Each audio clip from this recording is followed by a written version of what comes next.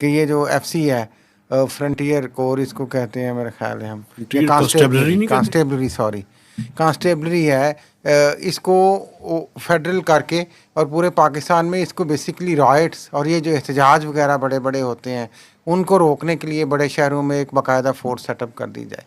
ایک آرڈیننس کے ذریعے، مزے کی بات یہ ہے کہ ایک آرڈیننس کے ذریعے یہ انفورس کر دیا گیا ہے. اب یہ فورس جو ہے اس میں بھرتیاں ہوں گی اور یہ فیڈرل لیول پہ آپریٹ کرے گی.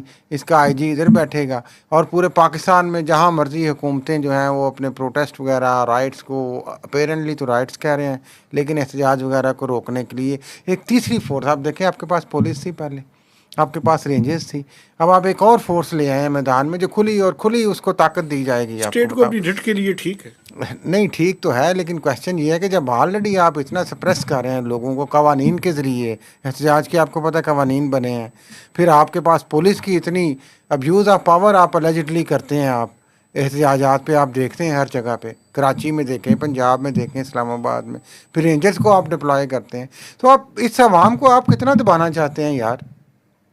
ٹھیک یہ بھی ایک سوال ہے.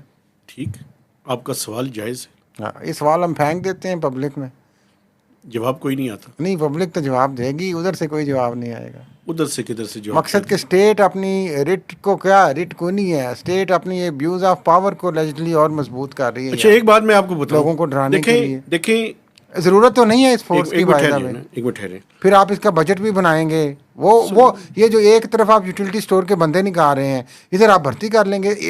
مقصد دیکھیں نا، آپ بھرتی کس چیز کے لیے کر رہے ہیں؟ اپنی پاور کو اسرٹین کرنے کے لیے.